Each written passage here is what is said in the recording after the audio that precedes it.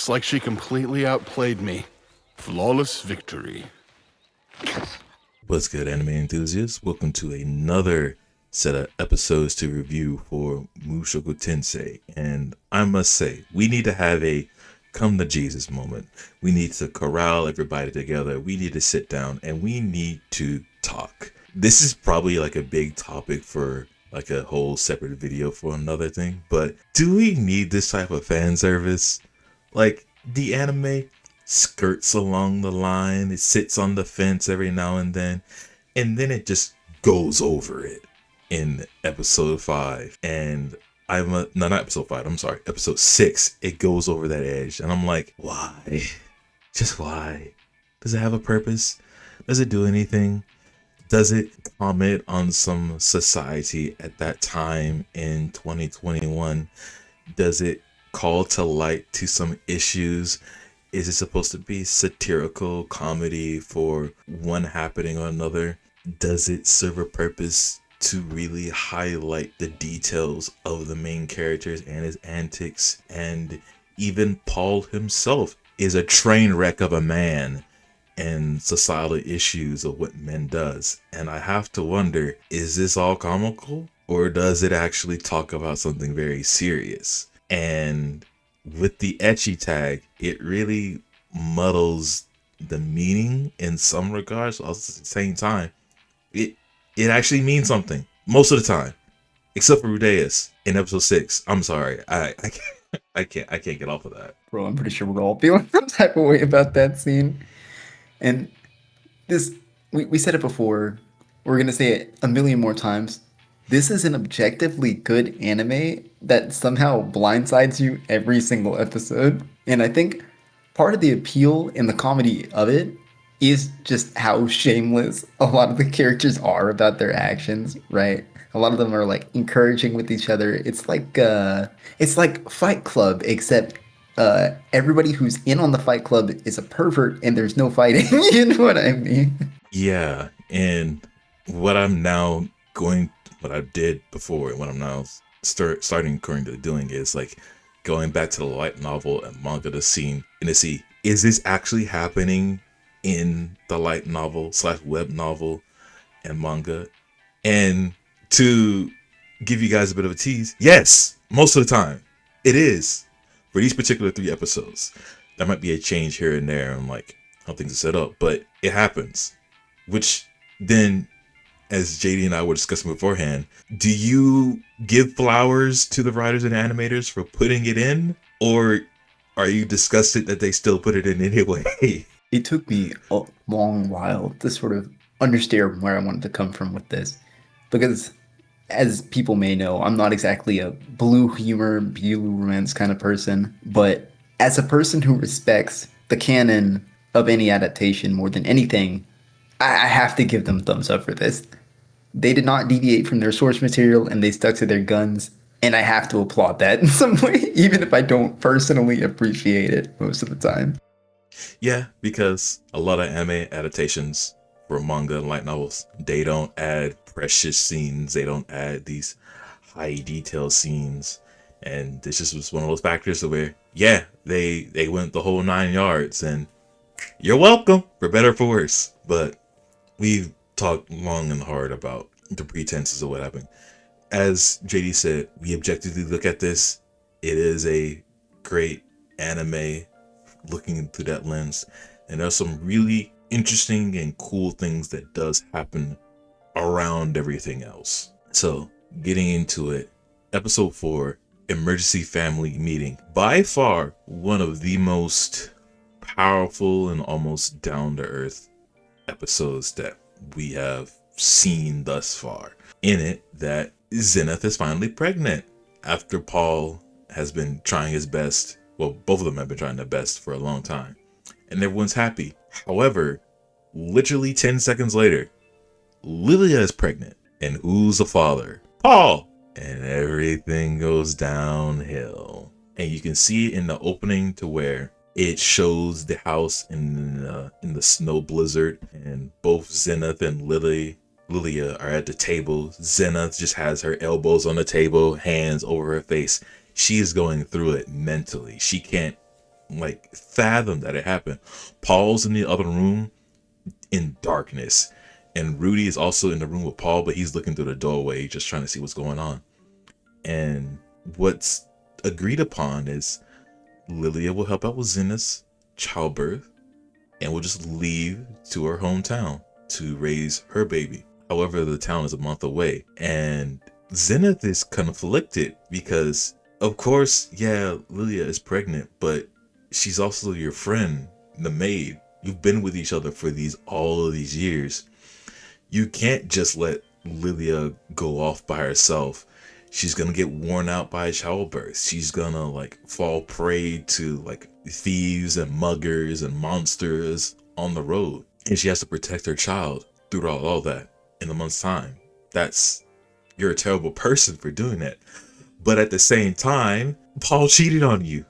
So what can you do? So Rudeus comes in, has an internal monologue. He steps forward, de-escalates mostly the situation by throwing Paul underneath the bus and talking Zenith down.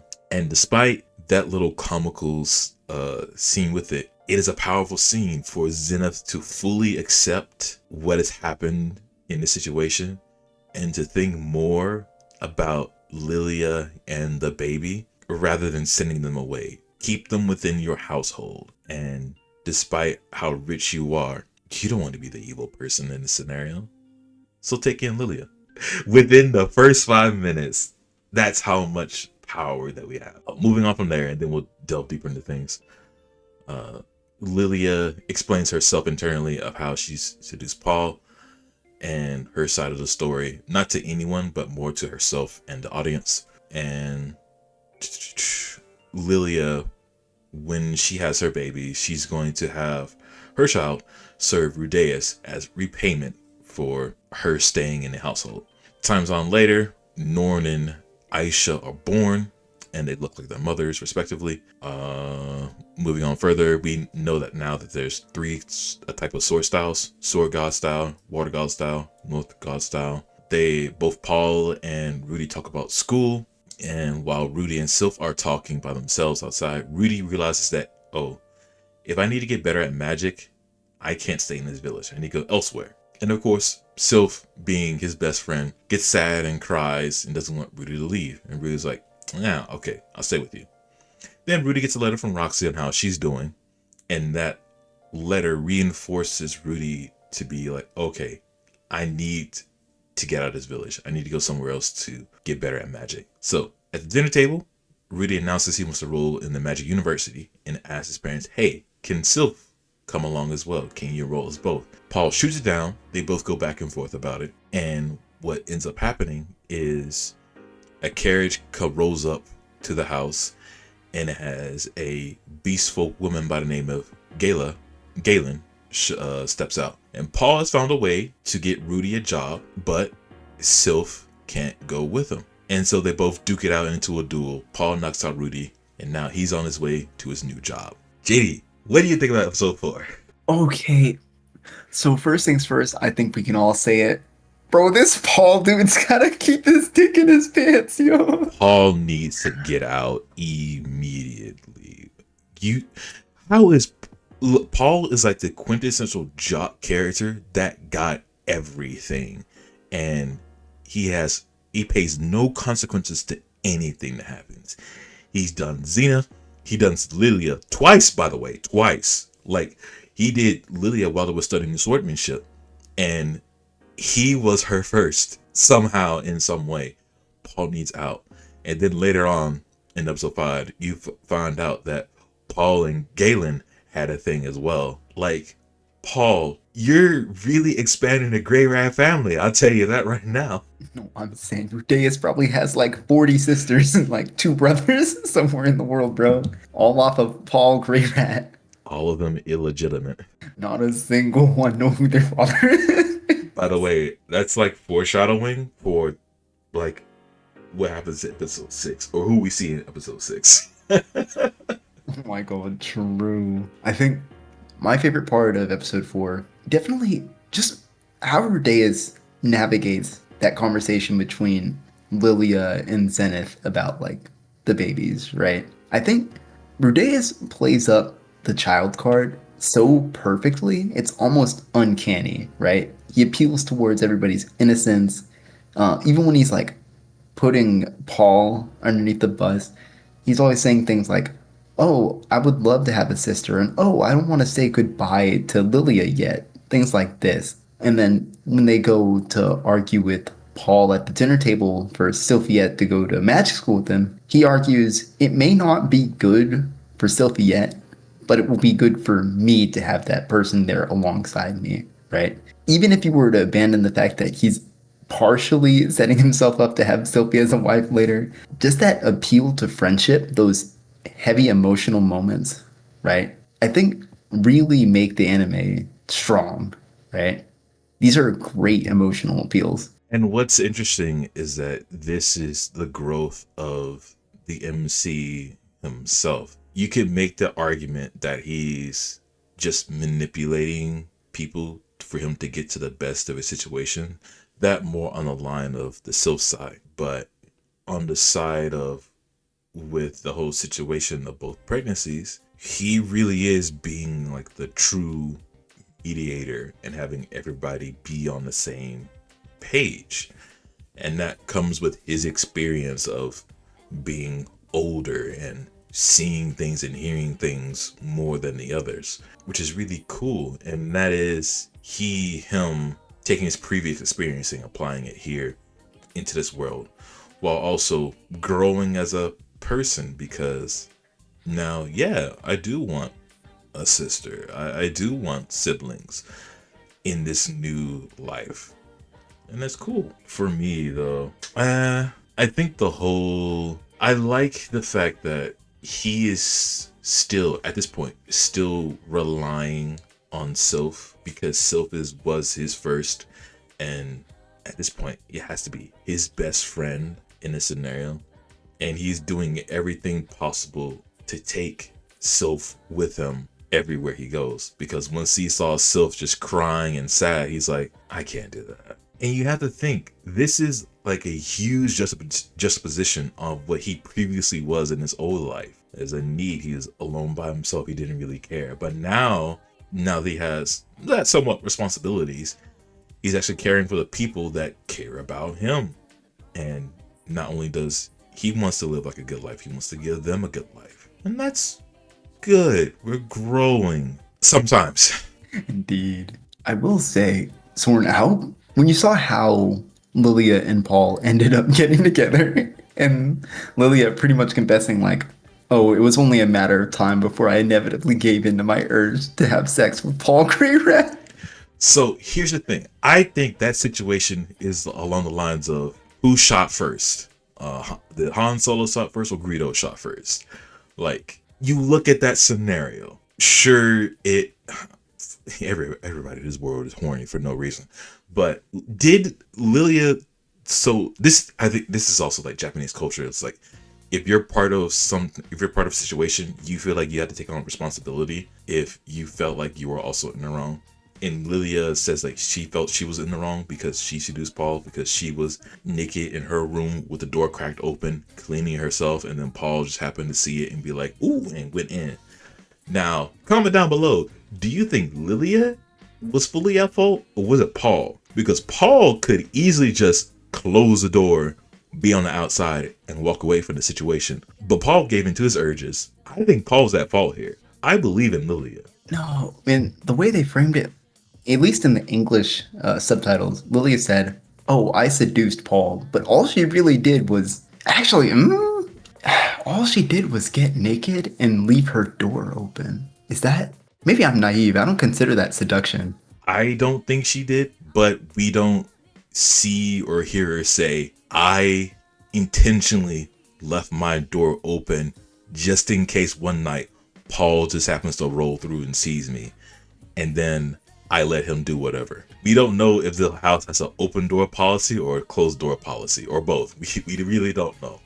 So at this moment in time, I'm still putting everything on Paul, which makes me feel better. Yeah, I think at the end of the day, man, I think I'm willing to show everybody grace except for Paul. Fuck Paul Greyrat.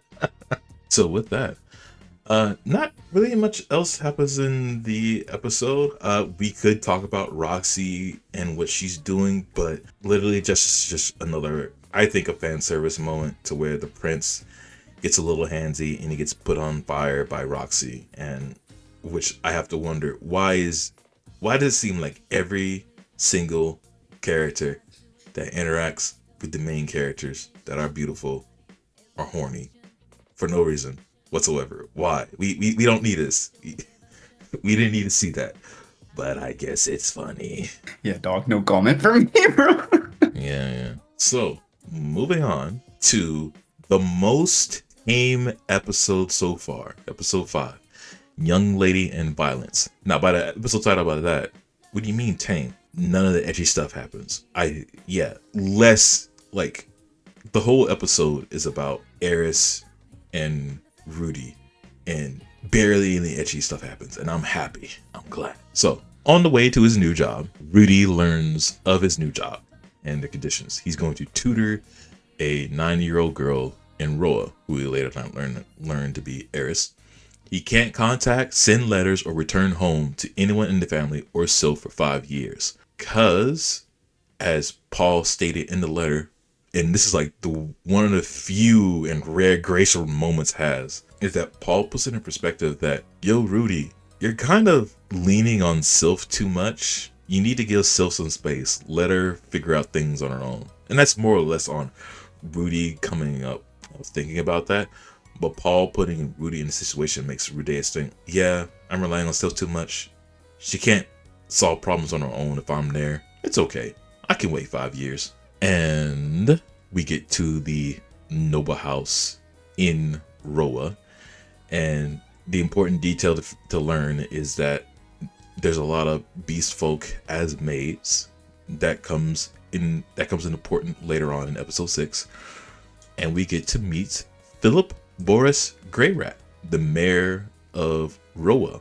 With the last name Greyrat, you think, oh, are he and Paul brothers? No, they're cousins. Which means that the Greyrat family is not only super high class, but it spans multiple cities. We then get to meet Eris, the 9-year-old girl that now the 7-year-old Rudeus is going to tutor. And she's a redhead. And as Rudeus points out, first impression, wow. Second impression, violence. As Eris has a firecracker of a personality. And she just belittles Deus, and he can't get an edge in, and he gets punched. And well, first he gets slapped. Then, in order for him to get his turn, he smacks her back, and then she punches him and pounces on him and ground pounds him. Okay, I kind of like Eris because of the violence, but he manages to get away from the situation. And after he gets back to Philip, they come up with Rudeus has a plan. What's the plan? They both enact a fake kidnapping to make it look real. And what it's supposed to do is that Eris learned that everything can't be solved by violence, and she needs a diverse skill set in order to get out of certain situations in order to live life. However, the actors in the plan make it a bit too real as they kind of overdo it on both Rudeus and Eris. And when they do escape, they found out, oh, the actors, they really want to kidnap Eris and sell her off for a huge amount of money. And so Rudeus attempts to save Eris, doing a little bit of magic here and there. And just before he gets hit by a sword, Galen steps in to save the day, as she is a sword king and she is a sword king. And after that, Eris is like, okay, you can tutor me. And the episode ends. When I saw Galen do her whole sword / dash supersonic thing, that was amazing. No, the animation on that was so tight. I wasn't ready for anybody to be like on that sort of level so early on in these episodes. We know Paul is like a trained swordsman and he was pretty strong. He has those 3 styles. Ghislaine is on a whole nother level and it just hits so hard. I like the attention to detail to where Rudeus, his ears are still ringing and you can hear the ringing from the supersonic slash. I'm like, oh yeah, That's what I'm talking about. Yes, sir. But like I said, this episode was pretty tame and to the point. Not really much to go on, as Eris is now more receptive because of she went through the whole fake kidnapping, thought it was real, and she wants to learn how to get through things. Paul actually having a good point on Sylph was good. This is also the point where we found out that Paul also banged Galen for whatever reason. So he's been around the block too many times. And we meet another member of the Grey Rat family, which possibly spans multiple cities. Eris is, as the MC put it, a protagonist of a delinquent manga, which is kind of to the point. And that's pretty much it, to be honest. No, it's a solid episode. I think my favorite highlights here, and this sort of bleeds into the end of last episode, Paul pretty much admits anything that he can try to say to Rudeus will be immediately countered. He knows Rudeus is way too good at arguments, so he just takes it in his own hand, beats this kid up, and then sends him off for 5 years, right? And says like, okay, finish this up, and then you'll have enough money to do it for us, right? We'll be fine, right? I sort of like that attention to detail. We know Rudeus can win any argument with anybody so far, right? Eris definitely not going to be one of those people he can win an argument with, but I thought that was cool attention to detail. The second thing, Rudeus's reaction to actually killing someone, be it with swords or with magic, right? This is the closest Rudeus has ever been to death outside of his first life, right? And him seeing the blood from Ghislaine's kill, right? And Ghislaine is like completely ambivalent to it. She's like, okay, they're gone, they're done. Is this everybody? Right? As if there's like more to do. I wonder if it's gonna come back and he's gonna be a little bit traumatized by that, or at least a bit apprehensive to like harm things in the future, right? Even if it's for survival. They've spent a lot of time on that specifically, so I'm here for it. Great episode. Yeah, true. That this is his first instance of actually being at death's door in like a serious situation. Because back in this village, it was more sheltered. He didn't really go much outside of the house or outside of the area of the village that he was in. So he's actually now in the real world. So actually, Paul sending them off forcefully is really doing numbers. Still mad at you, Paul, but good job nonetheless. Yeah, good job doing your one job as a parent, Paul. With that, we're on to the third episode. Sixth episode, anything.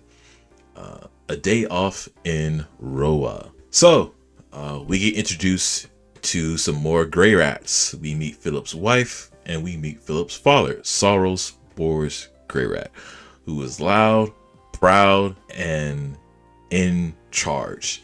Through some interactions, we comically see Philip get slugged by Saros, and Philip is just like apologizes, and it's like a normal thing that happens. And we see where Eris gets her influence, her violent tendencies, her loudness. And when Saros is more impressed by Rudeus' ability to just be nice and calm more than Paul, he calls Eris down and she herself to ask to be teaching magic in a nice way. And they do some cute moe nonsense to where Eris just pulls on her hair to act like a cat. And we find out this is why they keep beast folk around. They like them, and sometimes they imitate them, which kind of defangs Saros for me a little bit, and Eris. But I guess I understand they don't want those characters to be too egregious on the violent side. But that's just like, anime sense. On the other hand, it is time for Rudeus to teach Eris magic, arithmetic, reading, writing, all that good stuff. And Ghislaine is also, learning as well. And we find out that Eris just runs away most of the time from studying and slugs Rudy every now and then. We then get to see the stable scene, the terrible scene. We've already talked about it. We don't need to go through it again. But after that, with help from Ghislaine, Rudeus finds out that, if I describe or tailor the lessons around adventuring and what happens when you do these sort of things. Eris actually gets interested and motivated to learn. And she's also interested in training with the sword. And she learns for a good while until Eris starts acting up again. And so Rudeus thinks, okay, let's take a day off, which he then applies to his tutoring, noticing that when Eris has a day off, she's more receptive to all of the lessons. Nice. And of course, they just go through the market and through the city, still giving lessons here and now and then, how to do math, how to do arithmetic. There's a comical scene about aphrodisiac. And the last thing that actually is of note is that they see a flying fortress into the air called Perugius, the armored dragon knight. And that ties back into episode 1, where Paul was reading the story about these heroes who took down of the Lapis War. I was like, okay, that's a nice attention to detail. And Rudy hopes to go up there one day. And the final thing that happens is a terrible scene with aphrodisiac that Eris bought for him. And they want to know what it is, but he's not telling it. And they tickle him to death. And we don't know whether or not they know about it. No, we do know. He talked his way out of it.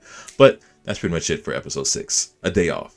Again, another simple episode. But the highlights were learning that there's more gray rats, not only in the city, but actually out there because of political and physical reasons. The gray rats are more targeted by kidnappings and other events. Eris, while she does have violent tendencies, she also has that she's allured by adventuring and new things. And if you give her some time off, she's more receptive to, do other things. Let her be a child in some instances and teach her about the outside world. She's good. Ghislaine learning things on her own. She's now actually learning math, which to my surprise, I think Ghislaine is now my favorite character so far out of the whole entire anime. At her learning things through Rudeus. And that's pretty much it for these 6 episodes thus far. What do you think about episode 6, JD? There's a lot of cool stuff to cover, I think, right? I'm wondering, especially in regards to the other gray rats knowing about young gray rat progeny, right? I'm hoping that becomes like a factor later on, maybe 3, 4, 5, 6 episodes down the line, where it's like, oh, your cousins come over and they see Rudeus for the first time and they're like, aha, you must be Paul's boy, on guard type beat.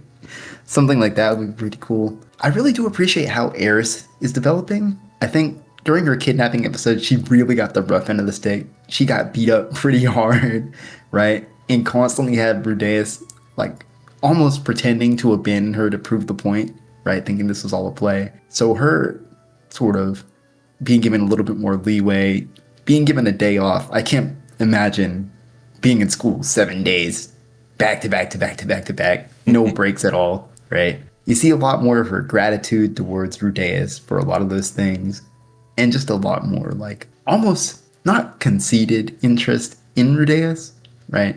But she shows favor in her own sort of forceful way, right? Let's see. The only other thing that I think really, really struck me was, of course, my boy, Eris's grandfather, Saros, who is now my new favorite character of all time in this anime. No notes. The second he came on screen, I knew he was going to be my favorite. There is no bias at all. You know what I mean? Yeah, he's got that presence. He's just loud, proud, and in charge. You can't fault the character being like that. Even though he's got that he does like dote on Eris a little bit, like teaching her on how to ask nicely or forcing her to ask nicely, something like that. He does really care for his granddaughter, which is cool. I dig that. Going back to what you said about other gray rats noticing, I hope so as well, because I want to see how expansive the gray rat family name is, because as we can see, it seems like Saros' side of the Great Rat family is so much better than Paul. It's so much better than Paul. No, I think Paul is Philip's brother, is he not? No, they're cousins. Cousins. Oh my gosh. Wait, okay. This family tree is gonna get crazy real fast, isn't it? Exactly. At some point, I will physically make the family tree, and if we see more gray rats, we'll add it to it. We can see how, I don't want to say terrible, but we'll see how interconnected everything is. Which, by the way, if we go back to the stable scene, Rudeus is messing with his cousin. That's terrible. Oh my gosh. Yo, Rudeus. Oh no, bro. It gets so much worse, I tell you that. Sword Art Online Season 2 all over again. Oh, man. Oh wait, how do you feel about okay, Eris is definitely like I don't want to say a tomboy, but she's definitely like a physical threat, right? Like she's very much interested in like practical application of like physical concepts, like combat, magic, than like actual book learning. Do you think like maybe in future episodes or in like a future season she'll end up being some sort of adventurer? I think so. I think she'll want to do a lot more going outside when she's got enough experience under her belt. Now, when you mentioned that, I also had the thought some time ago that if we look at Roxy, Soph, and Eris, you can start to notice that the animators or the artists, or I guess the writers as well, they're putting everything on the nose as anime tropes. We look at Roxy. Roxy is the, not so much the shy one, but the more intelligent one. For the most part, characters or female characters with blue hair are more intellectual. They're more on the magical side, be it wizards and other things, teachers, that sort of thing. Sometimes wear staffs. They're a little bit droopy in some ways. They have a little sluggishness to them. Roxy fits that bill to a T. We look at Sylph. Also, by the way, people with blue hair, they tend to have much longer hair, sometimes shorter hair, or sometimes like different styles. Sylph, on the other hand, short hair, almost a little too short. Sometimes maybe a bob cut here and there, shaggy cut. Sylph is on the tomboy side, the more seemingly athletic side. Now they switched it up a little bit to make Sylph more shy and reserved, but giving Sylph's kind of like stature and the make of it, they made Sylph into more like the tomboy aesthetic, aka the trap, also with the short hair as well. So she fits that bill. And then you have the biggest red flag that you've seen in your life being Eris. Red hair, long, flowing, aggressive, violent, leaning more onto the tsundere side, will be mostly about combat, solving things with her fists and aggression. That is Eris. You look at any other redhead in some other animes, that's Eris right there, fits the bill. I think that is a inside joke of itself, but it also helps to figure out, okay, hair color also denotes personality, so you can already tell from the bat what they're gonna be. Oh, word. I have not been keeping up with so much of the aesthetics, right?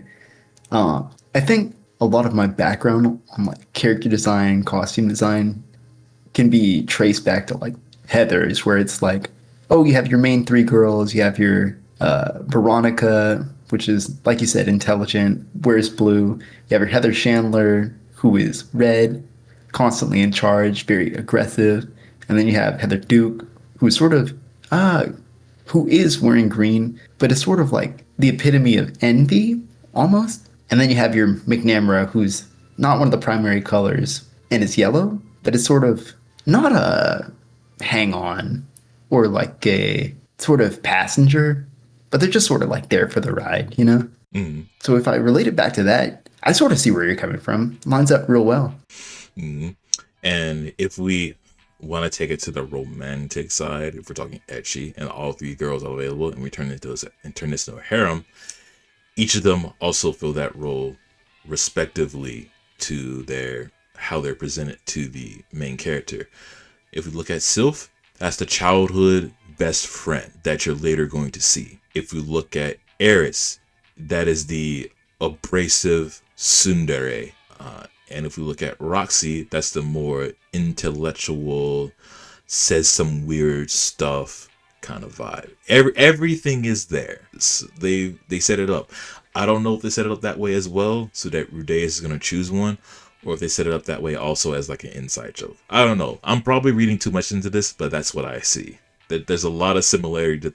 Saw a lot of similarities that goes on, and you can trace it back to other anime and other harems and other visual novels. It's all connected. It's like a building block. It's like a rule that they have to follow. Well, they don't have to follow, but the components are there. Word. Yeah, we watch too much anime here. No, I'm saying we might be chopped. uh, with that being said, that is pretty much it for these 3 episodes. Now, for those of you who stick around this far, next week I'm going to be away at a convention, so there won't be an episode review that week. I won't be home to help to record this with JD, but the week after we'll be back to it. If you really think about it, we kind of got ahead of ourselves because we did want to do 2 episodes a week, and well, we did 6. So technically next week would be episodes 5 and 6, and we already did it. So it all kind of works out. Maybe we'll go back to 2. Maybe we'll get to 3. It depends on what happens during those episodes that may or may not force us to watch a 3rd one, just because we need to see what's next. Hopefully JD's gonna get rage baited again, and hopefully me doesn't go like, bro, there needs to be something else to talk about here. You never know with this one, man. Sometimes you get slapped in the last 3 minutes. Sometimes something really hits you and you just gotta keep going. And then we see Paul, and then I want to punch him. Precisely. With that being said, y'all, I hope all of you have a good day, night, evening, morning, wherever you are in the world. And I hope your day is just a little bit better than it already is. With that, we'll catch y'all in the next episode. Peace. See y'all later.